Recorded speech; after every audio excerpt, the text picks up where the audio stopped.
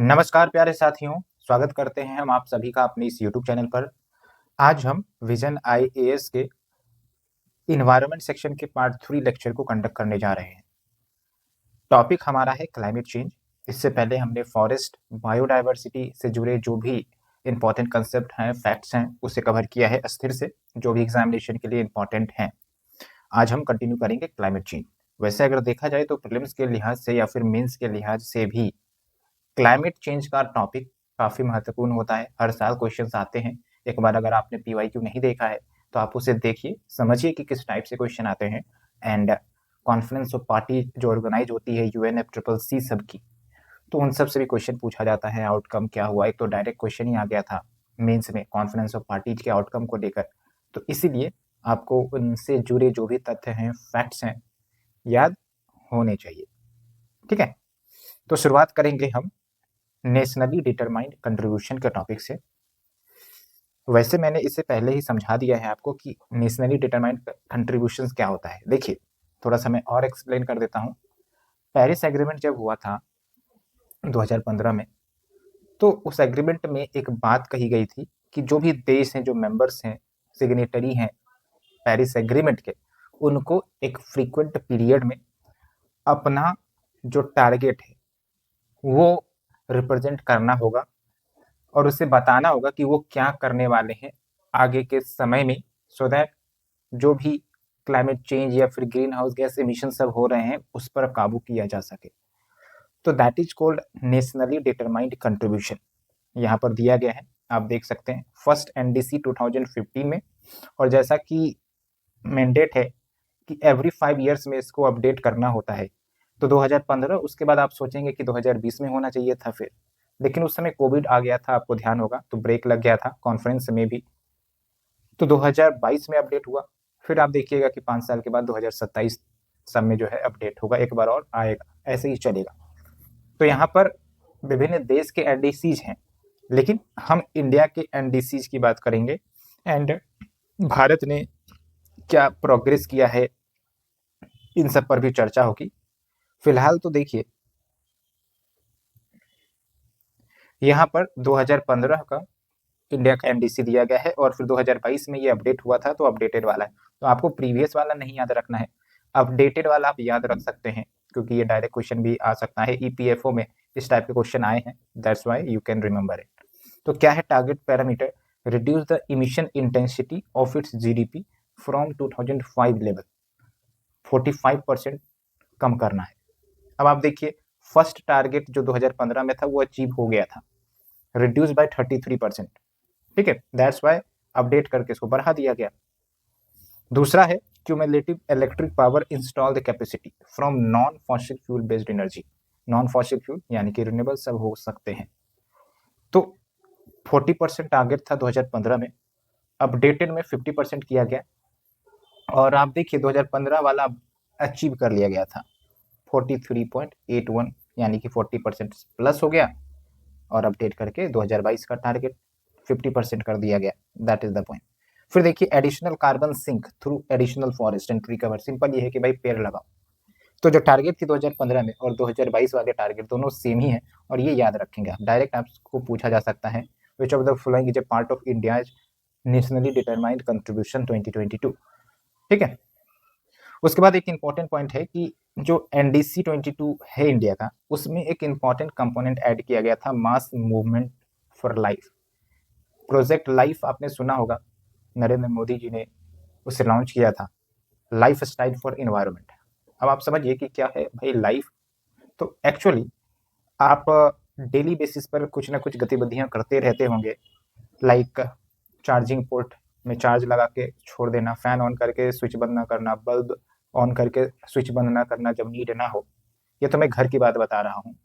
बाहर की जैसे इलेक्ट्रिक पोल्स की लाइटें जल रही हैं वो वैसे ही जलती रहती है, ओके। या फिर जो गाड़ियां चलती है रोड पर, अब कहीं कहीं जाम लगा हुआ होता है तो फिर भी इंजन चालू करके रखे जाते हैं। तो ये सब को कंट्रोल अगर किया जाता है इंडिविजुअल के द्वारा, हमसे आपसे, तो ये आपका प्रोजेक्ट लाइफ के अंतर्गत आएगा। ठीक है, बहुत कंपोनेंट है इसके अंतर्गत, बट हम उतने कंपोनेंट में नहीं जाना चाहते। सिंपली आप समझिए कि इको फ्रेंडली इनिशिएटिव जो आप हम कर सकते हैं सिंपल सा है। ठीक है, प्रोजेक्ट लाइफ आप समझ गए, लाइफ स्टाइल फॉर इन्वायरमेंट। अब आप देखिए इंडिया का पंच अमृत टारगेट दिया गया है। ये पंच अमृत टारगेट जो है कॉन्फ्रेंस ऑफ पार्टी 26 में भारत ने रखी थी। 5 टारगेट भारत ने पेश किया था जो भारत अचीव करना चाहेगा by 2030 and 1 target is by 2070। तो आई थिंक सो कि मैंने बहुत बार इसके बारे में आपको बताया है और आपने भी इससे जरूर पढ़ा होगा क्योंकि कोप 26 की बातें हैं और ये ग्लासगो में हुई थी। ग्लासगो कहाँ पर है, जल्दी से मैप में आप ढूंढें इसे ताकि आपकी मैपिंग पर भी पकड़ हो। तो इसको आप पढ़ लेंगे, डायरेक्ट क्वेश्चन आएगा, तो एक बार आपको जरूर पढ़ना है। और हाँ, ये ध्यान रखना है नेट जीरो एमिशन बाय 2070 तक हासिल करना है। और नेट जीरो एमिशन मतलब क्या हुआ कि भाई अगर 100 टन हम CO2 या ग्रीन हाउस गैस एमिट कर रहे हैं और हम अगर 100 टन CO2 को एब्जॉर्ब करवा दे रहे हैं, चाहे वो पेड़ पौधे लगवा कर हो सकता है या फिर भाई कार्बन कैप्चर यूटिलाइजेशन टेक्निक जो इंडस्ट्रीज में लगाई जाती हैं वैसे करके भी किया जा सकता है, तो बैलेंस हो जाएगा। जैसे नेट न्यूट्रलिटी का नाम सुना होगा आपने, ठीक है, वो तो चलो फ्रीडम ऑफ इंटरनेट से जुड़ा हुआ था। यहाँ पर नेट जो रिजल्ट होना चाहिए इन्वायरमेंट में इमिशन का वो 0 होना चाहिए। 5 अगर प्लस हुआ इमिट हुआ तो 5 जो है उसको ये पैक भी कर लिया जाए, दैट इज द थिंग। फिर देखिए इंडिया का long term low carbon development strategy, जिसको LCDC नाम से ही क्लियर हो रहा है, लो कार्बन डेवलपमेंट स्ट्रेटजी, यानी कि भविष्य में हम जो भी डेवलपमेंट करेंगे उसमें लो कार्बन होनी चाहिए। जैसे हम इकोनॉमी की तरफ जा रहे हैं तो ग्रीन हाइड्रोजन सब प्रमोट किया जा सकता है, इस प्रकार की बातें। और इसको UNFCCC के पास सबमिट कर दिया गया था भारत के द्वारा एंड 2022 में। इसमें आप देखिए renewable upgrade the transmission grids energy storage system. तो ये सिंपल सी बातें हैं, हालांकि ये टॉपिक आपका पूरा अच्छे से समाप्त होता है। उम्मीद करते हैं आपको समझ में आ गया होगा। और अगर आप हमारे चैनल पर नए हैं तो I request you to please like the channel, like the video and subscribe जरूर करें। ऐसे ही आप देखकर स्किप ना किया करें, ओके। और पूरा वीडियो देखिए, आधा अधूरा देखने से आप कंप्लीट प्रिपरेशन नहीं कर पाएंगे, that will B affecting your examination. ठीक है, पूरा देखिए, भले ही आप फास्ट करके देख सकते हैं 1.5 1.7 जो भी अवेलेबल है उस स्पीड में देखिए, लेकिन कंप्लीटली देखिए, तुरंत रिवीजन हो जाएगा। अदरवाइज इन्वायरमेंट के सेक्शन को रिवीजन करते करते आदमी का भाई 10 से 12 दिन भी लग जाता है करंट अफेयर। मैं तो आपको मोस्टली 7-8 घंटे में ये सारे सर्विसेज प्रोवाइड कर रहा हूँ। पॉलिटी का आप देखें 4 घंटे में हो गया है। So after completing first topic, now we are moving to the second one, international conventions initiatives। भाई क्लाइमेट चेंज का मुद्दा काफी विशाल है और एक पार्टी से सॉल्व नहीं कर सकती, एक देश नहीं सॉल्व कर सकता, इसलिए हमें विभिन्न देशों की जरूरत पड़ेगी, डेवलप्ड कंट्रीज की जरूरत पड़ेगी, उनके पैसे टेक्नोलॉजी की जरूरत पड़ेगी, हेल्प की जरूरत पड़ेगी। तो इसलिए इंटरनेशनल ऑर्गेनाइजेशंस भी हैं। और क्लाइमेट चेंज के लिए कौन सा सबसे बड़ा ऑर्गेनाइजेशन है, वो है आपका UNFCCC। और आप देखेंगे कि UNFCCC का ईयरली बेसिस पर कॉन्फ्रेंस होते रहता है, जैसे ऊपर ही मैंने चर्चा किया COP27 की, COP26, COP25, ये सब कॉन्फ्रेंस ईयरली बेसिस पर होते हैं और इसके आउटकम्स होते हैं, इसके डिक्लेरेशन होते हैं। तो उन डिक्लेरेशन पर मैं बात करूंगा और साथ के साथ जो भी नए नए इनिशिएटिव्स लॉन्च हुए हैं उसे भी समझाते चलेंगे, ओके। तो सबसे पहले हम समझेंगे कि कॉन्फ्रेंस ऑफ पार्टी क्या है। जैसे देखिए UNFCCC जो है, United nation framework on कम्बेटिंग climate change, तो भाई ये कन्वेंशन है, एग्रीमेंट है। अब इस एग्रीमेंट को लागू करवाना है, इस पर चर्चा करना है, डिस्कस करना है क्या दुनिया भर में चल रही है, तो उसके लिए कॉन्फ्रेंस ऑफ पार्टीज तो होंगी ना। Conference of party is just like कि भाई ग्रुप ऑफ मेंबर्स, ओके। जैसे UN में जो बैठते हैं सदस्य, जब भी मीटिंग होती है तो it is just like that. या फिर इंडिया का ही ले लीजिए, कैबिनेट मीटिंग आपने सुना होगा, या फिर पार्लियामेंट जो बैठती हैं वो उस टाइप से आप भी रिलेट कर सकते हैं। बस ये इंटरनेशनल लेवल पर होता है, जो भी पार्टीज है UNFCCC के वो बैठते हैं and it is highest decision making body. ये मैंने आपको कॉन्फ्रेंस ऑफ पार्टी के बारे में बता दिया है, ओके। और देखिए जो COP29 है वो कहाँ पर हुआ, बाकू अजरबैजान में। Direct go to the atlas book and try to find where is Baku located, where is Azerbaijan located and इसके बॉर्डरिंग कंट्री कौन कौन से हैं। उसके बाद देखिए जो अगला कॉन्फ्रेंस ऑफ पार्टी होगा COP30, ये बेलेम ब्राजील में होने वाला है नवंबर 2025 में। First conference of party meeting Berlin Germany में हुआ था 1995 में, ठीक है। तो चीजें आपको समझ में आ रही है। COP29 जैसा कि मैंने आपको बताया कि भाई एग्रीमेंट या डिक्लेरेशन होगा कॉन्फ्रेंस का आउटकम के बाद। तो यहाँ आपका Baku climate unity pact sign हुआ है, अलॉन्ग विद बहुत सारे एग्रीमेंट, एक एक करके हम देखेंगे। वैसे तो बहुत सारे एग्रीमेंट्स साइन हुए होंगे और इसमें भी बहुत सारे दिए गए हैं, but I am trying to filter it out. जो इम्पोर्टेंट है एग्जामिनेशन के लिए वही आएगा, उतना ही आएगा, उससे बियॉन्ड जाने की जरूरत नहीं। It is based on the depth analysis of the PYQ and my experience with this field. तो आराम से जो हाईलाइटेड है उसे पढ़ें and don't go beyond, otherwise चीजें याद भी नहीं रहेंगी और जो भाई याद करने वाली चीजें हैं वो भी आप भूल जाएंगे and you will stuck in the examination कि भाई ए होगा कि बी होगा कि सी होगा या डी होगा। Now we are moving to the key outcomes of COP29, new collective quantified goal on climate finance. इसी को बाकू फाइनेंस गोल के नाम से बताया गया है। तो बेसिकली भाई अगर क्लाइमेट चेंज से निपटना है तो भाई पैसे की जरूरत पड़ेगी, डेवलपिंग कंट्रीज को तो और भी जरूरत है, ठीक है। तो पेरिस एग्रीमेंट के तहत एक बात मेंशन है कि भाई डेवलप कंट्री जो है, डेवलपिंग कंट्रीज को $100 बिलियन का असिस्टेंस देंगे एनुअल बेसिस पर। ये बातें कही गई थी, हालांकि डेवलप कंट्रीज ने अपना कमिटमेंट अभी तक भी पूरा नहीं किया है। अब क्या है, इस quantified goal on climate finance के अंतर्गत जो फाइनेंस है, जो $100 बिलियन बोली गई थी, उसको ट्रिपल करने की बात की गई है। अब देखिए 100 बिलियन पहले था, इसको ट्रिपल करके $300 बिलियन एनुअली दिया जाए डेवलपिंग कंट्रीज को बाय 2035, ठीक है, ये ध्यान रखना है। साथ के साथ प्रयास किए जाएंगे to mobilise $1.3 trillion annually by 2035, और इसमें प्राइवेट और पब्लिक सेक्टर के सोर्सेस दोनों से हो सकते हैं, ठीक है, ये ध्यान रखना है, इट इज एन इम्पॉर्टेंट। और वैसे तो एक बात होती है कि जो फैक्चुअल डाटा अगर अमाउंट या पैसे दिए रहते हैं यूपीएससी का ऑप्शन में, जनरली गलत होते हैं, और ये आप खुद एनालाइज करिए पेपर को, तब आप रिलाई करिएगा, अदरवाइज डोंट रिलाई, ठीक है। मैं बोल दूंगा बहुत सारे tricks, but if you don't realise the trick by self by your experience, wastage of time and आप ट्रस्ट नहीं कर पाएंगे, there will be trust deficit. Social capital कुछ याद आ रहा है आपको, किसे कहते हैं सोशल कैपिटल, बताइए कमेंट सेक्शन में। कार्बन मार्केट्स एंड आर्टिकल 6, देखिए जो आर्टिकल 6 है, जो कार्बन मार्केट से रिलेटेड नियम कानून की बात करता है, तो इस बार उसके रूल्स को फाइनलाइज किया गया है कि भाई क्या रूल्स होगी, क्या प्रक्रिया होगी, और इसे डिटेल से हम देखने वाले हैं, और इसमें ज्यादा कुछ आपको नहीं याद रखना है। और आगे हम देखेंगे कि कार्बन मार्केट्स में कार्बन की ट्रेडिंग कैसे होती है और क्यों ट्रेडिंग होती है। बाकी देखिए ट्रांसपेरेंसी के लेकर बहुत सारी बातें कही गई है, लेकिन मैंने कुछ भी हाईलाइट नहीं किया है because of no importance.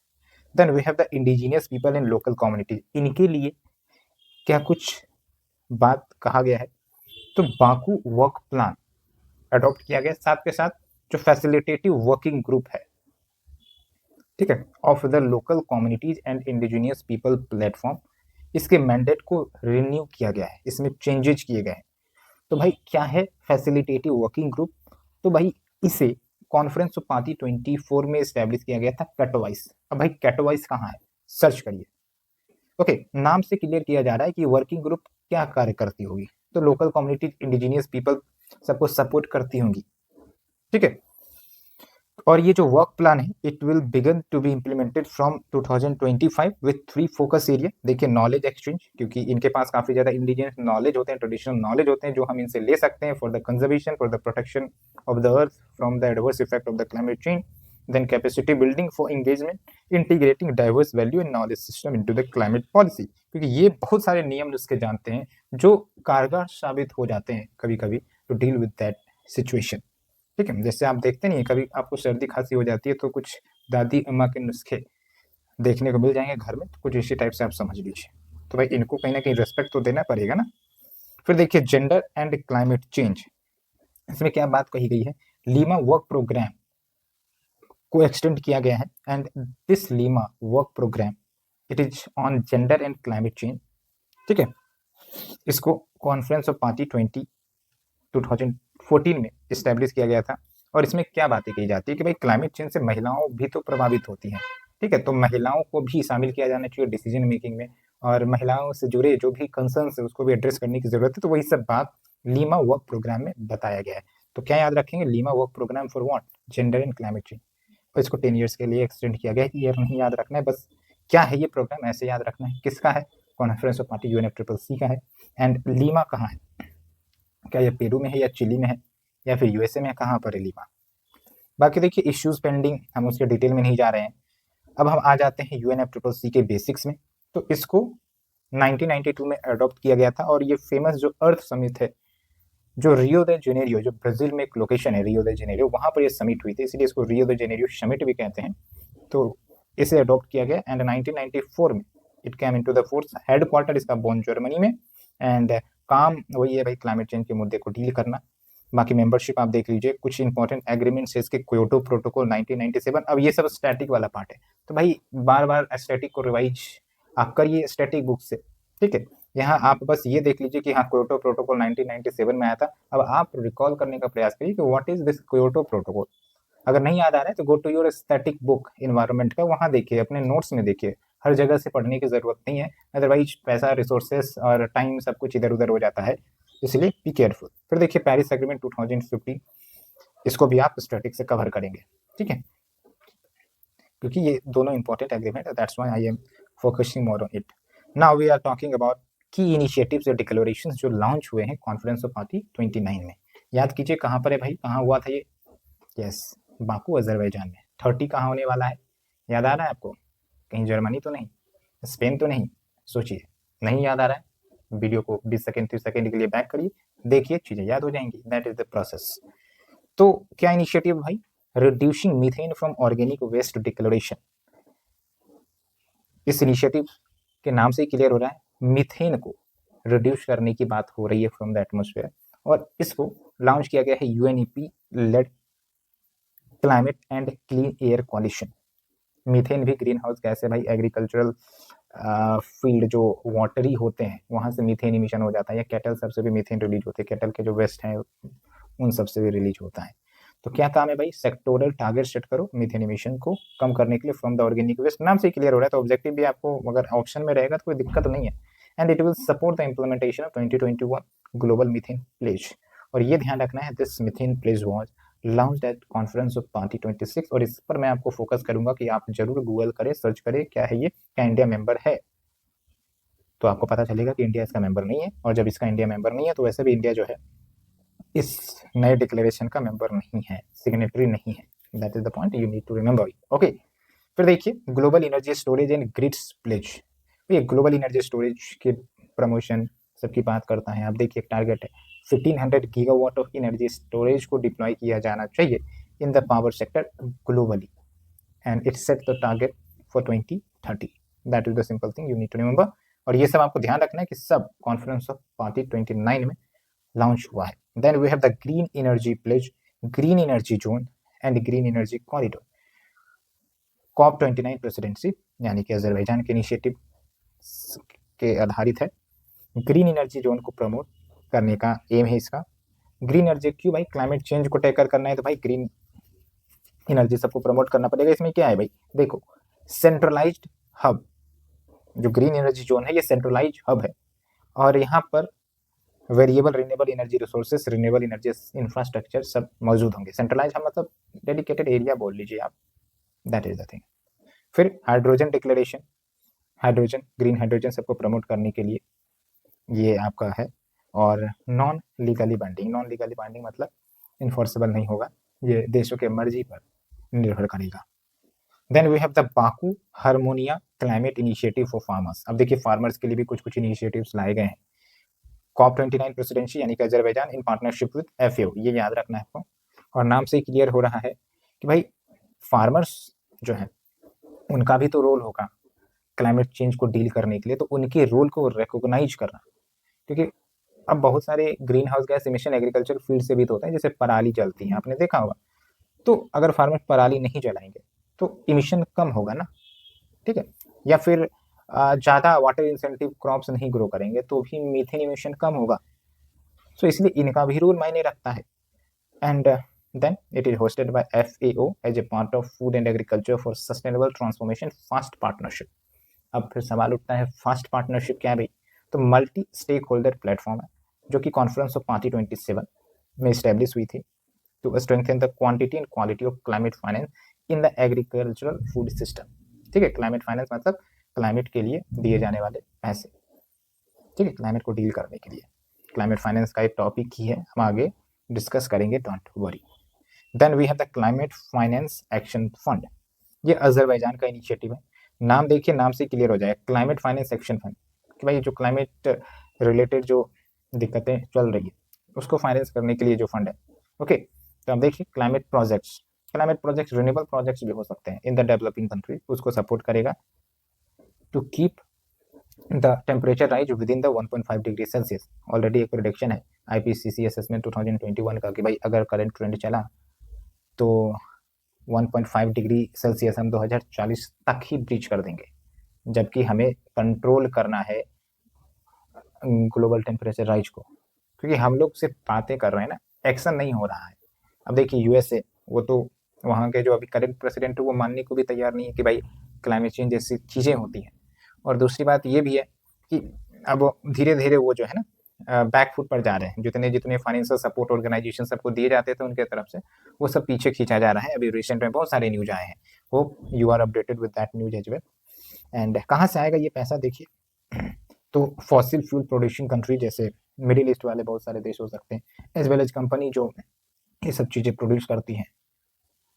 Okay, और ये ऑपरेशनलाइज होगा कब, जब $1 बिलियन का फंड रेज हो जाएगा, तब मोबिलाइज होगा, तब जाके ये डेवलपिंग कंट्रीज को पैसे दिए जाएंगे। ठीक है, then we have this initiative big fit dialogue. भाई इसमें आपको क्या ध्यान रखना है, COP29 प्रेसिडेंसी यानी Azerbaijan plus UN associated organisation इस इनिशिएटिव को लॉन्च किया है।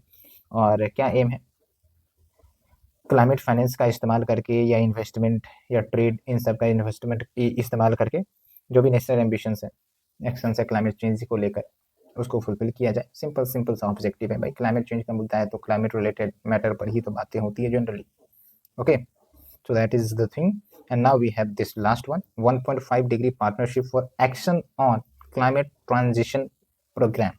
सिंपली आप कहिए तो पैक्ट प्रोग्राम है, यूएन की एजेंसी, स्पेसिफिकली यूएनडीपी का फाइनेंशियल सेंटर्स फॉर सस्टेनेबिलिटी, ये इस प्रोजेक्ट को लीड करेगा, प्रोग्राम को लीड करेगा। ऑब्जेक्टिव क्या है, प्राइवेट सेक्टर और गवर्नमेंट के बीच कोलैबोरेशन कॉपरेशन इस्टेब्लिश करवाना, स्ट्रॉन्ग करवाना, ताकि हमारा जो टारगेट है 1.5 डिग्री सेल्सियस को राइज होने से रोकना।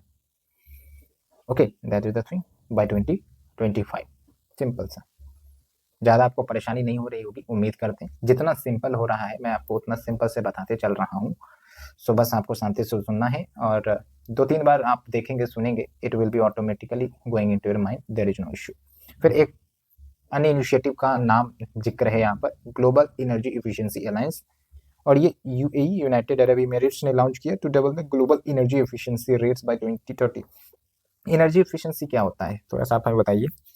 वैसे मैं एग्जांपल बता देता हूँ, आप समझ जाएंगे। जैसे रेफ्रिजरेटर है भाई, तो अभी जो मॉडल है रेफ्रिजरेटर का, लेट्स से कि एक महीने में वो, मतलब एक दिन में 1 किलोवाट तो नहीं कहेंगे, बट मान लीजिए 1 किलोवाट की एनर्जी कंज्यूम कर ले रहा है। ओके, अब क्या है कि भाई एक नया मॉडल आ गया, पता चला कि उस नए मॉडल में 0.2 किलोवाट की एनर्जी कंज्यूम हो रही है। ये हो गया एनर्जी एफिशिएंसी, सब कुछ वही फंक्शन है सब कुछ, बट एनर्जी की डिमांड कम हो गई। एनर्जी की डिमांड कम हो गई तो आप ध्यान दीजिए, जहाँ से एनर्जी आ रही थी कोयले से या फॉसिल फ्यूल से, वहाँ पर जो इमिशन कम होगा, and that will be ultimately leading to reducing the green house emission. ऐसा कहा जाता है बट होता नहीं है जनरली, क्योंकि भाई पॉपुलेशन इतनी ज़्यादा है, वह डिमांड बढ़ने लग जाती है, वो भी, but may be it can be effective. फिर देखिए इंडिया का क्या इनिशिएटिव कुछ रहा है, क्योंकि भाई इंडिया भी मेंबर है, तो इंडिया के भी इनिशिएटिव को हम एक एक करके देखते हैं।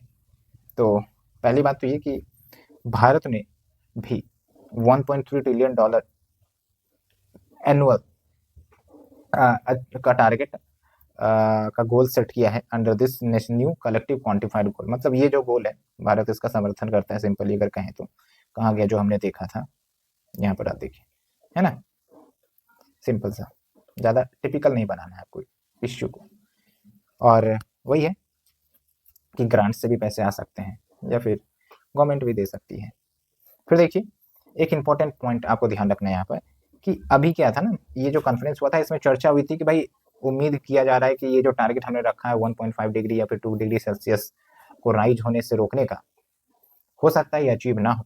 तो फिर भारत ने बोला कि भाई तो फिर काहे कमिटमेंट किया, ऐसे में बढ़ा दोगे टारगेट तो क्या पता कि वो टारगेट भी कंप्लीट ना हो। मतलब कहना था कि ये जो 1.5 डिग्री या 2 डिग्री हम कह रहे हैं इसको और बढ़ा दे और डिले कर दे, ठीक है। तो भारत ने ऐसे चेंजेस को अपोज किया, आप देखिए, है ना, oppose the changes which were attempted to alter the temperature goals in the Paris agreement, ये आपको ध्यान रखना है। बाकी आप देखिए, it also oppose mechanism for the global stock take outcomes.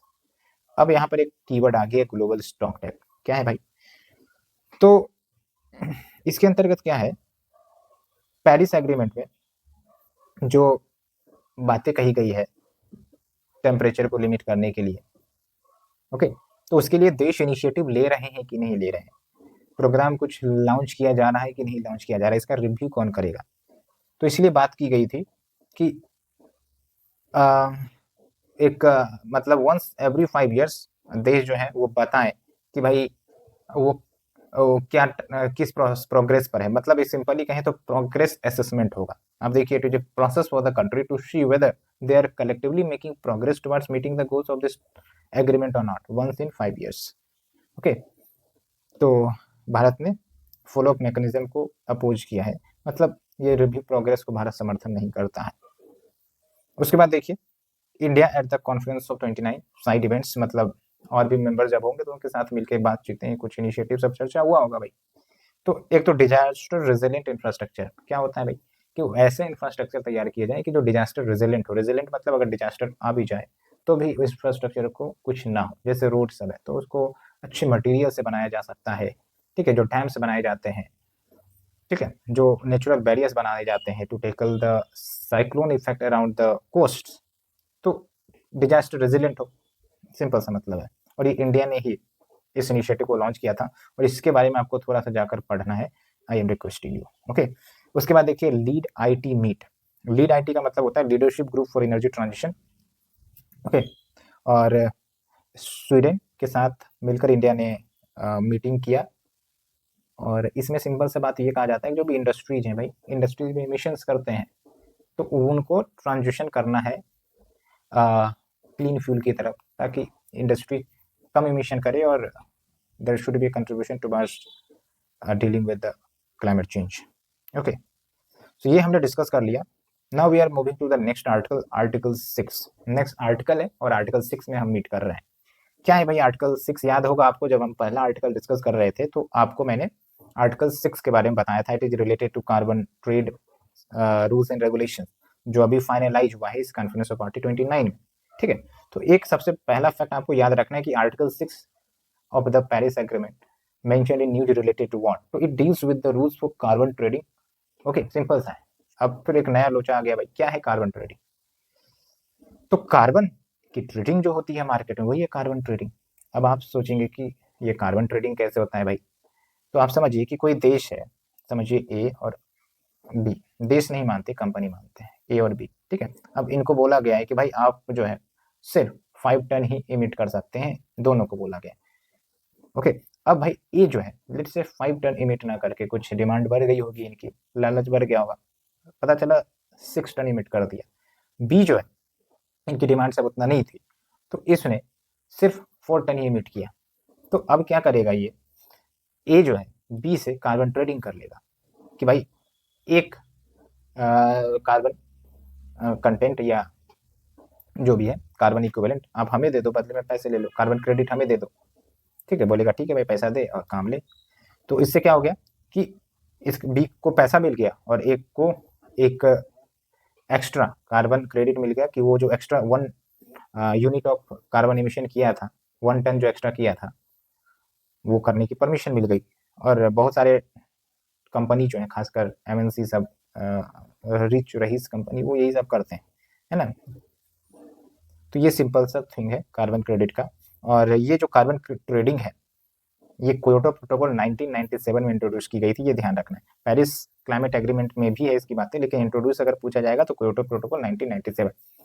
यहाँ पर आप देखिए, 1 tradeable carbon credit generally equals to 1 metric tonne of carbon dioxide और रिलेटेड ग्रीन हाउस गैस। तो अगर 5 metric tonne of CO2 emission हुआ एक्स्ट्रा तो उस कंपनी को 5 कार्बन क्रेडिट खरीदने पड़ेंगे फ्रॉम दोज कंपनी जिसने लेस इमिट किया है। That is the simple concept, hope you understood.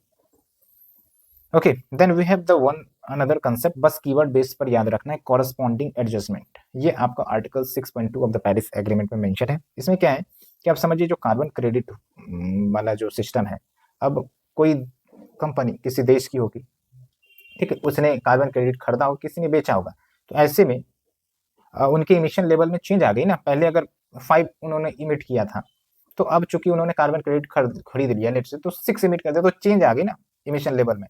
तो इन चेंजेस को रिफ्लेक्ट करने के लिए आपका कॉरस्पॉन्डिंग एडजस्टमेंट कहलाता है। Okay, that is given in article 6.2, changes made in a country's emission level to reflect the transfer, export और इंपोर्ट। क्योंकि कोई बेचेगा तो कोई खरीदेगा, सिंपल सी बात है। कैसे वर्क करता है, क्या फिलोसफी है, क्या साइकोलॉजी है, इतने डीप रिसर्च में नहीं जाना है। एंड अगर आपको पढ़ना है तो आप पढ़ सकते हैं, but there is no importance, there is no need to go into that depth. Okay, researcher थोड़ी ना बनना है आपको क्लाइमेट के फील्ड में। फिर देखिए difference between carbon trading of Kyoto protocol and Paris agreement. क्या डिफरेंस है भाई?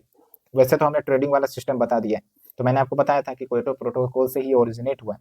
बट यहाँ पर क्या था, जो स्कोप ऑफ पार्टिसिपेशन है क्योटो प्रोटोकॉल के अंतर्गत कार्बन ट्रेडिंग वाला, लिमिटेड है डेवलप्ड कंट्रीज के लिए, which is mentioned in annexure 1। Okay, and the project hosting by the developing country. अब यहाँ पर क्या है, जो क्लीन डेवलपमेंट मैकेनिज्म प्रोजेक्ट, अब यहाँ पर आपको गूगल में सर्च करना है, या अगर आपके नोट्स हैं इन्वायरमेंट वाले, तो आप सर्च करिए कि CDM प्रोजेक्ट क्या होता है। सिंपली मैं आपको बता रहा हूँ, क्लीन डेवलपमेंट मैकेनिज्म। तो इन प्रोजेक्ट से जो पैसे आएंगे वो एडेप्टेशन फंड में जाएंगे। ओके, लेकिन यहाँ पर क्या है, पेरिस एग्रीमेंट वाले में जो आर्टिकल 6.4 के अंतर्गत ट्रांजेक्शन्स की लिस्ट दी गई है, उनसे जो भी पैसे आ रहे हैं उसका 5% वो आपका ग्लोबल एडेप्टेशन फंड में जाएगा। तो यहाँ पर कंप्लीटली और यहाँ पर certain percent, that is the difference. Then we have the legacy credit. Legacy credit मतलब क्या है कि भाई बहुत सारे कंपनीज या कंट्री, इन्होंने कार्बन क्रेडिट्स बचा के रखे हुए हैं क्योंकि इन्होंने ज़्यादा एमिट नहीं किया और इन्होंने एफोरेस्टेशन या कुछ भी इनिशिएटिव करके कार्बन क्रेडिट अर्न किया हुआ। लेकिन अब क्या है ना कि एक तो ये हो सकता है भाई बहुत पुराना कार्बन क्रेडिट हो, ठीक है, लेट्स से कि 2001 या 2005 का ही कार्बन क्रेडिट है जो अभी भी काउंट किया जा रहा है। वैसे तो किया जाना चाहिए, लेकिन इसमें सिंपल सी बात कही गई है पेरिस एग्रीमेंट में कि जो लेगेसी क्रेडिट है वो आप यूज कर सकते हैं ओनली पोस्ट 2013 क्रेडिट, यानी कि 2013 के बाद अगर आपने कार्बन क्रेडिट अर्न किया तो ही यूज करिएगा कार्बन ट्रेडिंग का जो सिस्टम है। जबकि क्योटो वाले में क्या था, ओल्डर क्रेडिट्स को भी यूज किया जा सकता था, ठीक है। फिर क्लाइमेट फाइनेंस आएगा टॉपिक, फिर global environment facility, then Antarctic treaty, उसके बाद हम अन्य इनिशिएटिव की तरफ जाएंगे। तो 3-4 टॉपिक और है, थोड़ा स्थिर स्थिर सही चल रहे हैं ताकि आप चीज़ों को समझते चले। Now we are moving to the topic climate finance. जैसा कि मैंने आपको ऑलरेडी बता रखा है कि क्लाइमेट चेंज के मुद्दे से निपटना है, ग्लोबल वार्मिंग के मुद्दे से निपटना है, तो पैसे की जरूरत पड़ेगी। अब भाई डेवलपिंग कंट्री या पुअर डेवलप नेशंस या पुअर कंट्रीज, इनके पास पैसे नहीं है तो कैसे निपटे? पैसे भी नहीं है, टेक्नोलॉजी भी नहीं है, अब इनको डेवलपमेंट चाहिए, इकोनॉमिक ग्रोथ चाहिए, तो भाई कैसे बैलेंस किया जाए? तो क्लाइमेट फाइनेंस का कंसेप्ट आता है। ओके, बट यहाँ पर कंटेक्स्ट क्या है, तो जो डेवलपिंग कंट्रीज है ये डिसअपॉइंटेड है, निराश है with the enhanced new collective quantified goals on climate finance. Enhanced वाला क्या था भाई, $300 बिलियन की बात हुई थी ना। अब क्यों निराश है? सबसे पहले निराशा वाली बात तो यही होती है कि जो इन्होंने डेवलप कंट्रीज ने अर्लियर कमिटमेंट करी थी कि भाई $100 बिलियन मोबिलाइज किए जाएंगे पर ईयर, दिए जाएंगे 2020 के बाद से, लेकिन वो तो दिया नहीं गया, इसको ट्रिपल करने की बात कही गई है। So when we talk about this NCQG, तो आप देखिए वैसे इसको COP21 में प्रपोज किया गया था ताकि new climate finance goal post 2025 setup किया जाए। तो अभी देखिए 2025 ईयर आपका आ गया है और वहां पर जो न्यू गोल सेटअप किए गए हैं। Okay, and article 9 of the Paris agreement it mandates developed country provide financial support to the developing nation, already we have talked it. तो ये चीजें हैं। बाकी क्लाइमेट फाइनेंस हमने आपको बता दिया है क्या होता है, आप डेफिनेशन पढ़ सकते हैं, की कंसेप्ट मैंने आपको बता ही दिया है। एक इंपॉर्टेंट थिंग आपको जानना है कि जो भी क्लाइमेट फाइनेंस के लिए पैसे आते हैं वो आपका मिटिगेशन एक्शन में जाता है 90% ऑफ द फंड। अब मिटिगेशन और एडेप्टेशन क्या है, थोड़ा सा पॉज करिए वीडियो, सोचिए what you mean by mitigation and adaptation, and also try to give some examples. क्या एग्जांपल्स है इन सब के? ओके, पहला फैक्ट हो गया। दूसरा क्या है कि जो भी एग्जिस्टिंग क्लाइमेट इन्वेस्टमेंट है, क्लाइमेट के फील्ड में इन्वेस्ट किया जाता है, या तो डेप्ट या तो इक्विटी। डेब्ट मतलब लोन हो गया, इक्विटी मतलब शेयर्स हो गया। तो सिंपल सा मतलब क्या हो रहा है कि जो भी इन्वेस्ट कर रहे हैं इन्वेस्टर सब, वो बेसिकली प्रॉफिट माइंडसेट से कर रहे हैं कि हमें प्रॉफिट होगा, हमें ये होगा, वेलफेयर माइंडसेट से नहीं। Okay, return seeking. तो ये दो याद रख सकते हैं। यहाँ पर क्वेश्चन फ्रेम हो सकता है यूपीएससी की तरफ से कि भाई majority of the climate finance goes to the mitigation action और एडेप्टेशन एक्शन। तो मिटिगेशन को एडेप्टेशन से चेंज कर देगा and you will be confused कि हाँ भाई एडेप्टेशन ही होगा, क्योंकि धरती पर तो इतने सारे रिन्यूएबल्स, ये एसी फ्रिज ये सब आ रहे हैं, एनर्जी सेविंग ऐसा कुछ करके। तो कंफ्यूज नहीं होना है, जो फैक्ट है उसको ध्यान में रखना है। बाकी देखिए, अन्य जो ग्लोबल फाइनेंशियल मैकेनिज्म यूएनएफसीसीसी के अंतर्गत है, मतलब पैसा मोबाइलाइज करने के लिए जो भी मैकेनिज्म है, एक तो लॉस एंड डैमेज फंड है, जो कि कॉन्फ्रेंस ऑफ पार्टी 27 में स्टैब्लिश हुई थी, that was held in Egypt and it was operationalised in COP 28। दोनों याद रखना, स्टैब्लिश हुआ था कहाँ कब और ऑपरेशनलाइज हुआ कौन से कॉन्फ्रेंस में। ओके, और कॉप 28 दुबई यूएई में हुआ था, फेमस। यहाँ पर आप समझिए कि लॉस एंड डैमेज फंड क्या होता है भाई। अब क्लाइमेट चेंज के कारण कुछ ऐसी इम्पैक्ट हुए होंगे जो भरपाई नहीं की जा सकती। जैसे मान के चलिए कि कोई आइलैंड होगा, हो सकता है वो डूब गया होगा, है ना। कोई बायोडाइवर्सिटी है किसी देश की, हो सकता है क्लाइमेट चेंज के कारण वो नष्ट हो गई होगी, तो लॉस एंड डैमेज हो गया ना। तो उसको असिस्ट करने के लिए, उन देशों को असिस्ट करने के लिए ये फंड लाई गई थी, सिंपल सा मतलब है। फिर देखिए ग्रीन क्लाइमेट फंड, जो कि कॉन्फ्रेंस ऑफ पार्टी 16 2010 में स्टैब्लिश हुआ था for developed country, so that ये $100 बिलियन पर ईयर मोबिलाइज करेंगे by 2020 to support the developing countries. हमने वही आपको बताया है, ताकि जो भी डेवलपिंग कंट्रीज हैं उनके जो नेशनल डिटरमाइंड कंट्रीब्यूशन है, टारगेट्स हैं to deal with the climate change, उसको निपट सके। पैसा की जरूरत है भाई। ओके, एडेप्टेशन फंड की बात करें 2001 में सेटअप हुआ था। एंड फिर देखिए पेरिस एग्रीमेंट में जो 5% वाला बात है वो तो हमने डिस्कस कर ही लिया है, सेम थिंग इज रिपीटेड है। Then we have the special climate change fund, जो कि 2001 में इस 2001 में स्टैब्लिश हुआ था under the conference of party 7 to assist the least developed countries party for national adaptation programme of action. Okay, फिर है लीस्ट डेवलप्ड कंट्रीज फंड। अब ये सब fact, least developed countries fund की तो बात हमने किया है। हाँ, ये ध्यान रखना, it is administered by global environment facility. Okay, GF, GF क्या है आगे हम देखने वाले, तो यहाँ पर आपका जीईएफ ही है। तो ये सब रटने वाली चीज है, एक एक लाइन में आपको ध्यान रखना है। ईयर तो जनरली नहीं पूछा जाता है, बस कौन से ऑर्गेनाइजेशन के अंतर्गत ये फंड काम करते हैं वो देखिए, और कौन एडमिनिस्टर करता है वो देखिए, और ये सब आपके स्टैटिक में दिया होगा। तो आई रिक्वेस्ट है, अगर आपने स्टैटिक कर लिया तो फिर इसको देखने की जरूरत नहीं है, एक बार गो थ्रू करेंगे बस, ऐसे भी हो जाएगा। बाकी give priority to your static notes, ठीक है। अब समझिए कि जो आपका करंट अफेयर्स था ना, वो कॉन्फ्रेंस ऑफ पार्टी 29 का जो है वही है आपका करंट अफेयर्स। ये तो हमें स्टैटिक डिस्कस कर रहे हैं, इसी में हमारा ज़्यादा टाइम जाता है। ओके, फिर देखिए ग्लोबल इन्वायरमेंट फैसिलिटी, तो क्यों न्यूज में है भाई, तो 67 जीईएफ काउंसिल, इन्होंने $736.4 मिलियन की फंडिंग को अप्रूव किया है। तो सबसे पहले हम जीईएफ जानेंगे, उसके बाद क्या क्या आउटकम्स है उससे देखेंगे, तब ज़्यादा समझ में आएगा। तो जो जीईएफ है भाई, ये 1992 में जो रियो और समिट हुआ था वहीं से इसका आउटकम हुआ है, ओरिजिन हुआ है। एंड 18 एजेंसी का ये पार्टनर ग्रुप है। एंड जो भी इन्वायरमेंटल इश्यूज चल रहे हैं, क्लाइमेट चेंज का मुद्दा होगा, ठीक है, बायोडाइवर्सिटी का मुद्दा होगा, तो इनके लिए पैसे की जरूरत होता है। तो उस पैसे का एडजस्टमेंट कौन करवाता है, जीईएफ करवाता है, सिंपल सा मतलब है। और जीईएफ अब देखिए यहाँ पर क्या आया है करंट अफेयर में, देखिए इतना मिलियन डॉलर अप्रूव किया गया, तो अप्रूव किया गया तो कहाँ खर्च करे जाएंगे, इन सब इन्वायरमेंटल इश्यूज को टैकल करने के लिए खर्च किए जाएंगे, सिंपल सी बात है, ठीक है। एंड गवर्नेंस का क्या स्ट्रक्चर है, तो जीईएफ काउंसिल है, जिसकी चर्चा भी हमने की, 67 जीईएफ काउंसिल हुआ, और ये गवर्निंग बॉडी है, डिसीजन टेकिंग बॉडी है। अब फाइनेंशियल मैकेनिज्म की तरह काम करते हैं 5 कन्वेंशन के लिए। अब देखिए यूएनएफसीसीसी के जो इश्यूज हैं, यानी कि क्लाइमेट चेंज का मुद्दा है, उसके लिए फाइनेंसेस प्रोवाइड कर सकता है, सीबीडी के लिए है, बायोडाइवर्सिटी के लिए, फिर देखिए डेजर्टिफिकेशन के लिए स्टॉकहोम कन्वेंशन ऑन पीओपी, ये याद रखना है, पर्सिस्टेंट वर्ल्ड पॉल्यूटेंट, फिर मिनीमाटा कन्वेंशन ऑन मरकरी, ठीक है। फिर देखिए जीईएफ ट्रस्टी की बात करें तो ये वर्ल्ड बैंक है, इसका जो ट्रस्टी है ये याद रखना है, इस पर क्वेश्चन शायद आया भी है। और मेंबर कंट्री देख लीजिए, इंडिया तो मेंबर है ही, सेक्रेटेरिएट वाशिंगटन डीसी, जो काफी ज्यादा अभी चर्चा में है because of the current President Donald Trump and the decision and the actions regarding various sectors and the immigration issues. And key initiative and focus area आप देख लीजिए, स्मॉल ग्रांट प्रोग्राम है, लीज डेवलप कंट्रीज फंड है, जिसकी चर्चा भी हमने की इससे पहले, ठीक है। Special climate change fund, planet gold, which aims to reduce mercury use in the artificial and small scale coal mining, ये ध्यान रखिएगा। प्लैनेट गोल्ड इनिशिएटिव्स क्या है भाई, फिर ब्लू नेचर अलायंस है, that conserves ocean and marine biodiversity, blue nature वैसे भी ब्लू से ओशियन ही याद आता है आपको। ठीक है, अब ये सब तो हो गया। अब करंट वाला क्या है, की आउटकम्स क्या हुआ है। तो देखिए फंडिंग मोबिलाइज किए गए हैं, ये जो पैसे हैं वो कहाँ कहाँ खर्च किए जाएंगे, यहाँ पर दिया गया कहाँ कहाँ खर्च किए जाएंगे, लेकिन कहाँ कहाँ से पैसे मोबिलाइज किए गए हैं। तो GEF ट्रस्ट फंड है, लीज डेवलप कंट्रीज फंड है, ग्लोबल बायोडाइवर्सिटी फ्रेमवर्क फंड है, and these together are a part of GEF family of the funds. ठीक है, ये सब GEF के ही अंतर्गत आते हैं, ये ध्यान रखना, ये क्वेश्चन आ सकता है। अब ये जो पैसे मोबिलाइज किए गए हैं कहाँ कौन से प्रोजेक्ट में खर्च किए जाएंगे, जैसे आप देख लीजिए ग्रेट ग्रीन वॉल इनिशिएटिव काफी चर्चा में रहता है, इसको आप ऐसे में यूज कर सकते हैं। और जो आपका इन्वायरमेंट का टॉपिक है, मेंस एंड राइटिंग में बात कर रहा हूँ, तो ये सब यूज कर सकते हैं। Then we have the sustainable cities integrated programme. और अगर हम बात करें ग्रेट ग्रीन वॉल इनिशिएटिव, तो जो आपका साहिल रीजन है अफ्रीका का, अब साहिल रीजन में कौन कौन से देश आते हैं ये आपको ध्यान रखना है। जैसे आपको कुछ ऐसे करके अफ्रीका का मैप दिखता है ना, तो ये है आपका साहिल रीजन।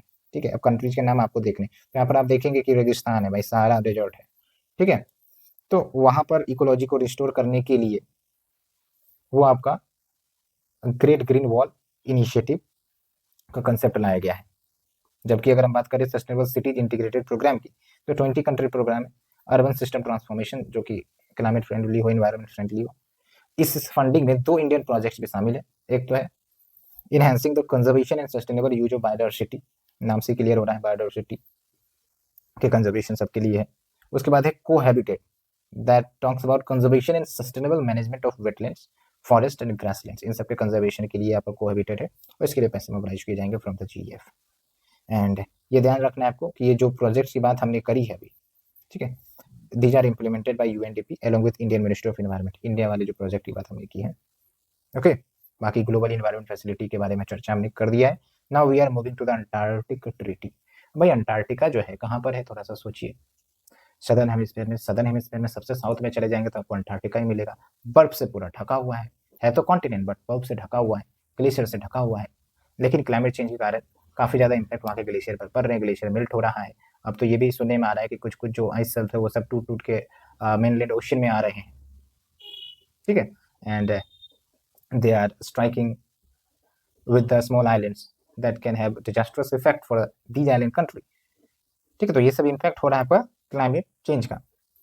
अब ये जो अंटार्कटिक ट्रीटी है, अंटार्कटिका को गवर्न करने के लिए ट्रीटी लाया गया था कि भाई यहाँ पर मिलिट्री पर्पज के लिए यूज नहीं किया जाएगा इसे, और ये ठीक है, यहाँ पर सब कुछ दिया गया है, पीसफुल पर्पज के लिए यूज किया जाएगा, इंटरनेशनल साइंटिफिक कॉपरेशन के लिए यूज किया जाएगा। तभी आप देखेंगे भारत के प्रोजेक्ट वहाँ पर है, मैत्री, भारती, ठीक है, दक्षिण गंगोत्री जो सबसे पहला था, उसके बारे में भी हम चर्चा करेंगे। बाकी अन्य क्या प्रोविजन है इस अंटार्कटिक ट्रीटी की, तो nuclear explosion, radio active waste disposal, military deployment, इन सबको बैन करता है। ये ध्यान रखेंगे क्योंकि क्वेश्चन पूछा जा सकता है। सो ये थोड़ा सा चलो मैंने आपको ओवरव्यू दिया, अदरवाइज बड़ा फैक्चुअल हो जाता। अब हम आ रहे कंटेक्स्ट पर। 46th Antarctic treaty consultative meeting and 26th committee on environmental protection, ये इंडिया में कंक्लूड हुआ। कहाँ कंक्लूड हुआ भाई, इंडिया में। एंड ये जो होस्ट किया गया इंडिया में, जो आपका national centre for polar and ocean research है, that comes under ministry of earth science, याद रखना है, इन्होंने होस्ट किया था। एंड अगर हम बात करें इस ओशियन रिसर्च सेंटर की, तो it was established as autonomous research and development institution in 1998 and this measures decision resolution adopted at this and give effect to the principles of Antarctic treaty. Simple है, Antarctic treaty के बातों को effect में लाता है। Okay, अब तो आपको दिक्कत नहीं होगा। अंटार्कटिक ट्रीटी का अगर जेनेसिस की बात करें तो वाशिंगटन 1959 में ये साइन हुआ था, वाशिंगटन जो कि यूएसए में, बाय 12 कंट्री, एंड 1961 में फोर्स आया था, 2 साल बाद। ठीक है, एंड 57 मेंबर्स है जिसमें 29 कंसल्टेटिव पार्टी है। तो इंडिया, ध्यान रखना है आपको, कंसल्टेटिव पार्टी है, मेंबर नहीं है, वो भी 1983 से। कंसल्टेटिव पार्टी का मतलब होता है जो डिसीजन मेकिंग में पार्ट लेते हैं। और यहाँ पर मैंने आपको रिसर्च प्रोग्राम के लिए बता ही दिया है, Dakshin Gangotri, first research station of India in Antarctica. Then we जो करंटली ऑपरेशनल है, माँ भारती से नाम याद रखते हैं हम, एक तो मैत्री हो गया और बाहर से हो गया भारती। बाकी अंटार्कटिक एक्ट इंडिया ने लेकर आया है, अपने पार्लियामेंट में पास करवाया, जो अंटार्कटिक ट्रीटी के कमिटमेंट को ही रिफॉर्म करता है। ठीक है, ये है। So we have covered the bigger articles. अब 10-5 मिनट में हम छोटे छोटे आर्टिकल्स कवर करेंगे, ज़्यादा नहीं है। आप देखिए मुश्किल से 7-8 होंगे। तो let's start with one by one. तो बस आप देखते चलिए कि आपको चीज़ें समझ में आ रही हैं, आपको चीज़ें आसान लग रहा है। किसी भी प्रकार की डाउट हो तो आप हमें कमेंट सेक्शन में जरूर पूछिए, we will be clarifying as soon as possible. So जो हमारा नेक्स्ट न्यूज है, climate technology centre and network 10वीं एनिवर्सरी ये मना रहा है। तो भाई 10वीं एनिवर्सरी मना रहा है, मतलब 2014 में ये इस्टेब्लिश हुआ था। ओके, हेडक्वार्टर इसका है कहाँ पर? कोपेनहेगन। कोपेनहेगन कहाँ है भाई? डेनमार्क में। काफ़ी फेमस जगह है कोपेनहेगन, आई थिंक कैपिटल है डेनमार्क का ये। और ये काम क्या करता है? तो जो United nation framework convention on climate change है, UNFCCC की बात हम करते हैं, ठीक है। तो ये इम्प्लीमेंटेशन आर्म है of their technological mechanism, simple से याद रखना है।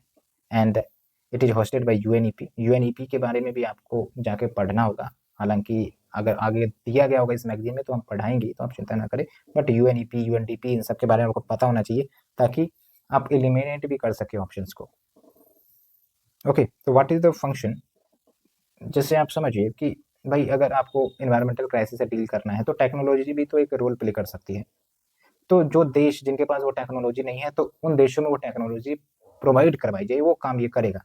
देखिए, promote accelerated transfer of environmentally sound technology for low carbon and climate resilient development, simple सी बात है। Then we have the climate promise initiative. UNDP ने क्लाइमेट प्रॉमिस 2025 इनिशिएटिव को लॉन्च किया है।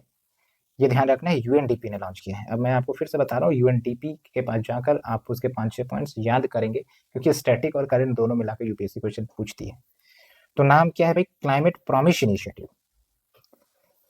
तो इस इनिशिएटिव के अंतर्गत जो डेवलपिंग कंट्रीज है ना, उनको सपोर्ट किया जाएगा, ताकि ये डेवलपिंग कंट्रीज लाइक इंडिया भी इसमें शामिल हुए, कि अपने क्लाइमेट एक्शन को फुलफिल कर सके। और क्लाइमेट एक्शन मतलब क्या हो गया? जो NDCs है, नेशनली डिटरमाइंड कंट्रीब्यूशन, उन्होंने सेट कर रखा होगा। Okay, and it is world's largest offer of support to developing countries on NDC। And बाकी अन्य पॉइंट भी दिए गए हैं जो मैंने हाईलाइट नहीं किए बिकॉज उतना ज़्यादा इंपॉर्टेंट नहीं है, ठीक है। Then we have the greening education partnership. तो यूनेस्को ने 2 नए टूल लॉन्च किए हैं, न्यू ग्रीनिंग करिकुलम गाइडेंस, और दूसरा है आपका new green school quality standards under this green education partnership, ठीक है। तो 2 टूल्स, इन दोनों का आप याद रख सकते हैं। डायरेक्ट पूछा जा सकता है भाई कौन? तो यूनेस्को। तो अगर हम बात करें इस इनिशिएटिव के ग्रीनिंग एजुकेशन पार्टनरशिप, तो 80 मेंबर स्टेट का ये ग्लोबल इनिशिएटिव है। इसमें क्या है? इन देशों को सपोर्ट किया जाता है to tackle the climate crisis by harnessing the critical role of education. शिक्षा का आधार पर क्लाइमेट क्राइसिस को डील करने की ये इनिशिएटिव है, ठीक। यही बात है यूनेस्को, और क्या कार्य करता है ये, बस। Then we have the climate policy initiative. और अगर हम बात करें इसकी, तो इसमें आपको एक चीज याद रखनी है कि global landscape of climate finance 2024 ये रिपोर्ट है, इसको रिलीज किया गया क्लाइमेट पॉलिसी इनिशिएटिव के द्वारा, ठीक है। और अगर हम बात करें इस इनिशिएटिव की, CPI की, ये नॉट फॉर प्रॉफिट ऑर्गेनाइजेशन है with deep expertise in finance and policy. 2009 में ये फाउंड हुआ था to support the nation building low carbon economies, okay. बाकी कुछ फैक्ट्स दिए गए हैं, बट ऐसे करके चीज रिपोर्ट के नहीं पूछे जाते हैं, वो भी जब कोई उतना इंपॉर्टेंट रिपोर्ट या फिर इंपॉर्टेंट ऑर्गेनाइजेशन की रिपोर्ट ना होता, ठीक है। Then we have the science based targets initiative. तो क्लाइमेट एक्सपर्ट ने कुछ कंसर्न्स रेज किए हैं regarding the science based target initiative decision allowing company to offset green house gas emission from their value chain. तो point पर आते हैं हम, क्या है भाई SBTI? तो कॉर्पोरेट क्लाइमेट एक्शन ऑर्गेनाइजेशन। ये कॉर्पोरेट मतलब जो कॉर्पोरेट कंपनीज है, ठीक है। तो ये ऑर्गेनाइजेशन क्या करती है? जो कंपनीज है, फाइनेंशियल इंस्टीट्यूशन वर्ल्ड वाइड है, तो भाई उनको भी क्लाइमेट क्राइसिस से निपटना है, तो ये इंश्योर करवाते हैं ये ऑर्गेनाइजेशन। तो क्या करेंगे भाई? स्टैंडर्ड डेवलप करेंगे, tools guidelines to meet the corporate climate targets, and it is incorporated as charity. And इसके बहुत सारे पार्टनर्स हैं like carbon disclosure project, UN global compact, बहुत सारे, बट याद नहीं रखना है। Then we have the national information system for climate and environment studies programme. तो this programme has invited Indian researchers कि वो ज्वाइन करे और क्लाइमेट चेंज की समस्या से डील करने में मदद करे। क्या है भाई ये प्रोग्राम? तो इस प्रोग्राम को 2012 में कंसेप्चुलाइज किया गया था, and it is operated by ISRO and department of space along with other ministry that work under the framework of National Action Plan on Climate Change। तो इसका ऑब्जेक्टिव क्या है कि भाई long term essential climate variables इसको generate करे, फिर इसको जो भी स्टेक होल्डर्स है उनके बीच डिसेमिनेट करे, okay, from the various research which are crucial for dealing with the Earth's climate. That is the thing. Then we have the International Network for Terrestrial Research and Monitoring in the Arctic, INTERACT. तो ये project है large network of research station का that focus on Arctic and surrounding region, and this is funded by European union.